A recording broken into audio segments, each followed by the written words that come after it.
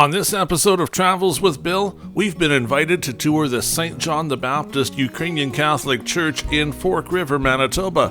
We're going to explore the church and grounds, see the new upgrades, and take a look at work that still needs to be done. Plus, we've got tips on the perfect place to stop for a break if you're traveling in the area. That's all ahead on this episode of Travels with Bill, so come on in. The first thing you notice in this church is how incredibly beautiful it is inside.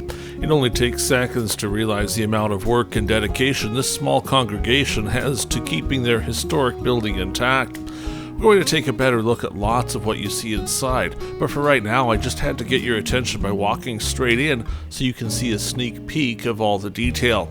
I'm sure you'll agree it was worth our trip, and it's certainly worth your virtual trip to take a look around and see all that this church has to offer. Let's head back outside and look at the building. St. John the Baptist Ukrainian Catholic Church sits right beside Highway 20 at the entrance to Fork River. The building was constructed in 1938 through volunteer labor and from the donations of parishioners. That makes the church 83 years old in 2021. The first Divine Liturgy was celebrated here when the church was finished in 1938. The church is under the pastoral charge of nearby Winnipeg OSIS. Originally, the church didn't have that porch.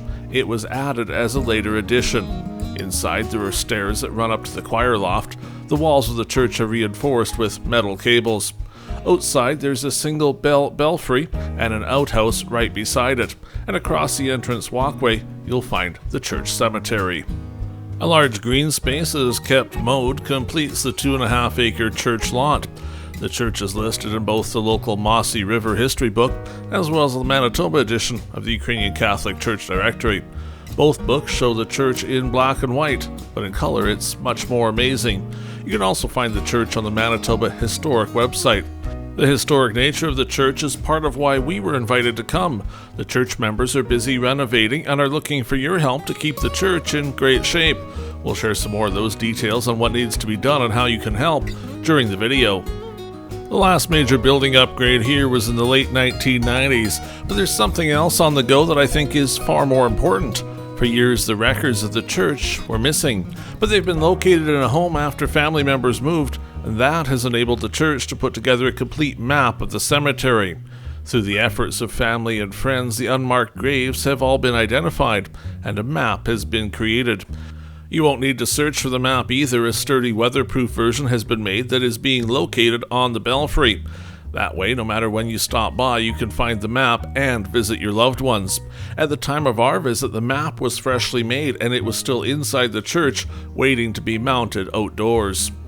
There's a little trivia here too. When Highway 20 was straightened to bypass Fork River, the graves of 3 children needed to be moved. They were brought to the main cemetery. Sadly, it's impossible to go to any cemetery on the prairies and not see the graves of children. It was a tough life for everyone who lived here. The church has 2 decorative domes that are covered in sheet metal and topped with crosses. The third cross projects over the summit of the gable roof. The windows on the front of the church look into the choir loft. With its prominent position along Highway 20, the church and grounds receive many compliments. It's the only spiritual place of worship in Fork River.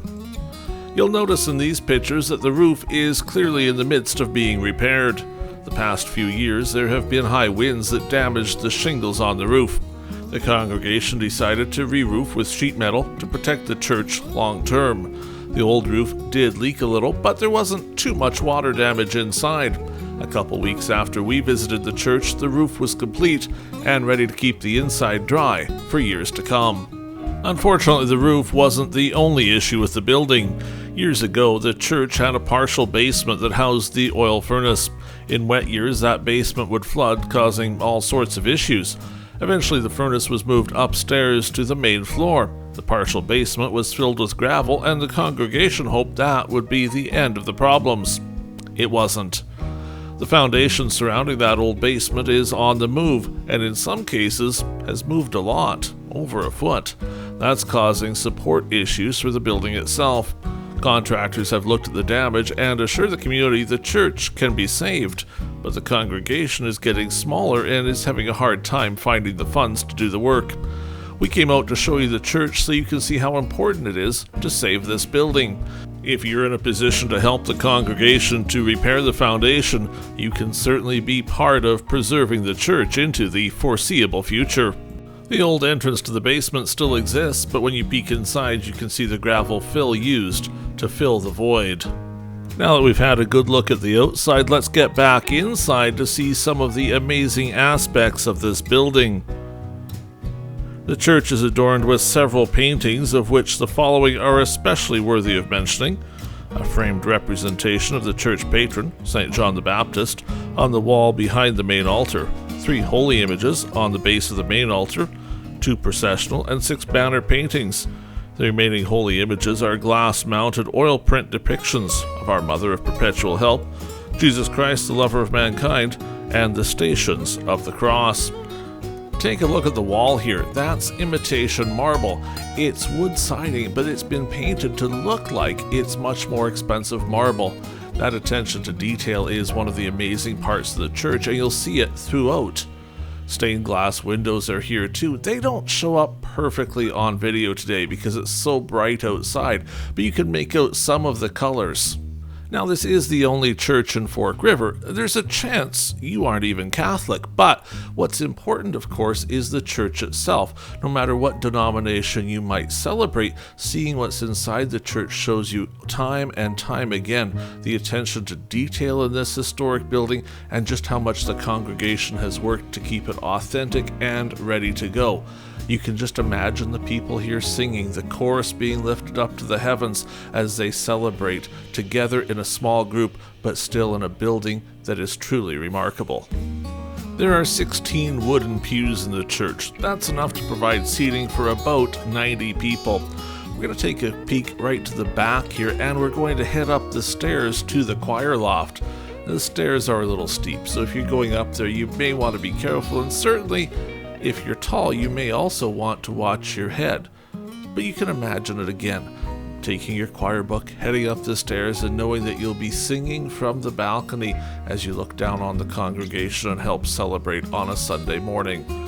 Well, it's kind of plain up here, but there certainly is a place to sit and a place to set down your materials. But check out the view. This is the amazing part. If you've seen the photo on the Manitoba Historic website, you'll recognize it as being taken from up here, so you can see the entire church in all its beauty. I love that blue roof. That is so typical of a Ukrainian Catholic church, and it really sets the whole place apart to see just how nice it is. You can see the windows here that we saw from the outside of the building, and check out some of the original elements. The church has had electricity for a while, and there's been a few little modifications made to make the lighting work a little bit better for what they need. We'll take another look from the loft, and from this angle we can better see the colors in the stained glass windows. As you look across the pews, you can see the colors from those windows shining in. I took a couple minutes to sit in the church and simply enjoy its beauty and the awe-inspiring nature of it. That's maybe one of the most important parts of the church. It certainly makes you stop and appreciate not just the building you're in, but the reason why you're in it. I wanted to show you this because it looked like in all the pictures we had so far that this wall of the loft was straight, but it's not. See the curve there? Imagine how much time that took to build back in 1938 when volunteers were working on the church. They could have taken the easy way out and gone straight across, but they didn't do that. We're going to head back down the stairs here, and you should probably go very carefully. If you pay attention, you'll see where the camera shakes as I hit my head on the beam. It was a great time. When I got invited to come and look at the church in Fork River, my first thought was, yes, of course we want to go, but it'll be a church. You know, it'll look like every other church. But I can certainly say once I've been here, that isn't the case. I've been in quite a few churches, toured lots of them as well, but this one has something unique and special to it, and that makes me so glad we came. And if you ever get a chance to come inside and tour the church as well, or maybe you're from Fork River and when you come home for a reason you might be able to catch a service here, it's well worth stopping by. As you can imagine, the church always welcomes visitors, so if you aren't from this congregation but you happen to be in town and you see some cars, well, drop in on a Sunday because you can be part of the family that made a church this wonderful. I'm going to give you a spin around the building here so you can look around and see it as it would be if you stood right in the center. You know, when they asked me to come look at the church, not only did they get me into the church, they gave me access to the building, left me here so I could film whatever I wanted. I think maybe because they were a little bit shy about being in the video, but they also gave me lots of information, including a copy of the history books on the church, and then even after, emails about exactly what's going on and keeping me up to date with it too. So it was a pleasure to visit the church, and if you've got similar problems where you need maybe a little work on your church and you're getting a little smaller, you know, by all means, having us come out and take a video of your church so you can show it off might be a great idea, because it could be just the thing that helps save it. Check out the chandelier here. This is incredible workmanship up on there. It's not new by any means. It's been here for a while, but it looks perfect. A little bit of tarnish there on the cross. Just to remind you, nothing here is shiny new. This is a church that was made in 1938, but it's well looked after and certainly cared for. We're going to get up close here so you can see some of those finer details of the pieces at the front of the church. You'll notice a cobweb or two. This church isn't used every single week, but it still is important to the community, and when it is used, of course, you could imagine a lot of people are here. I certainly don't get a lot of chance when I go to church on a Sunday to wander around the front and see it. So that's why I want to take you through. I know it'll take a minute or two, but show you the details on all of these features at the front so you can see exactly what's here. Now you'll notice they have electric lights, and I'm going to show you a shot with some of those lights turned on. But I have to admit, when I was in the building, it didn't feel right to just turn on all the switches and act like I owned the place, because the building has a real feeling to it of being something special and something that you need to really show some respect to. So while you will see that, you'll notice in most of the video the lights are off because, you know, I wasn't there celebrating a service. It just didn't seem like I should turn them all on. One of the things I had a question about is, are those amazing paintings on the back too, where no one can see them? So let's answer that. A little trivia for you. No, the back panel isn't painted. Well, there's really no need for it, because no one can see that when they're sitting in the church. But here's a view of what it would be like if you happen to be standing back behind there. And no, you would miss that final fourth painting. So let's skip to the part where I had the lights on, because that makes it look even more incredible. See how the chandelier lights up and sparkles, plus the lights on the arch as well, the ones on the side. It makes the building even more amazing. And this is how you would see it if it was in use during your visit. A lot of people watching this Travels with Bill may not be Catholic, and you'll notice a red light up there. If you're not Catholic, you may not understand why it's there. And I'm not going to go into a whole speech here about how Catholicism works and the significance, but rest assured there's a reason that red light is there, and it has some significance. Maybe that's a way to start a conversation with one of your Catholic friends. They'd be glad to explain to you all the things you're seeing as we tour the church and why that red light is there, looking a little bit different than the rest of them. A couple things you didn't necessarily see in the video that I did want to mention after I was at the church. You'll see the woodwork around the edge. We don't have a close-up of it to show you, but it's done incredibly well. Someone has spent hours making sure all the angles are right, and in places 2 or 3 pieces of molding meet at the same joint, and they're all set up exactly as you'd expect. We're looking here just at the pews as the sun comes in those stained glass windows, and oh, it's beautiful, isn't it, seeing the light fall into the sanctuary? You're going to love what you're about to see, but there's a reason for it. Yeah, we're jumping straight to the outhouse.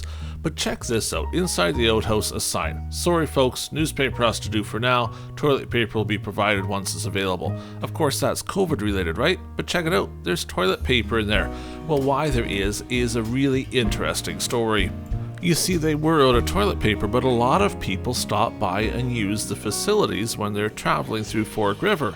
When someone found the sign, they cared enough to go back home, get some toilet paper, and leave some there for someone else. That's the kind of caring you find in a small congregation, because they didn't want somebody else to come along and not have anything except some newspaper. Well, you wouldn't find that in the big city, would you? People there simply wouldn't care that much. Here they do, and it's great. We'll take a very quick walk through this cemetery here. I'm not going to attempt to show you all the stones, but at the very end of the video, I will give you a close-up of all of the names on that directory listing of the folks that are buried here, in case you're wanting to see if your loved one is in the cemetery and find out exactly where to look. Again, that map, though, is located right at the cemetery, so you can check it out when you arrive. I don't want to repeat, but I do want to mention it one more time, because this congregation wants your help. They invited us out to make sure you see the place and see what needs to be done. When you saw the foundation there, you know that won't be cheap to fix, and you know they need a little bit of help to make it happen. So certainly if you're someone who can help out with that, won't you please give them a little bit of help? I certainly don't want to come by here in years future and see that church gone because it collapsed onto the ground. That would be a complete waste. Well, that does it for this episode of Travels with Bill. We're looking here at the church, a little bit of Fork River as well. While we were out on filming day, we did take some time to film Fork River, so we'll do another episode later on where you can see the town itself if you're looking to find out more about this Manitoba community. If you haven't already, would you please subscribe to the channel? We'd love to be able to show you every time we see something new, and by being subscribed, you'll make sure to see it as soon as possible. Plus, it helps us out as well. For now, at least, we bid you farewell from Fork River, Manitoba, and we hope to see you along the way.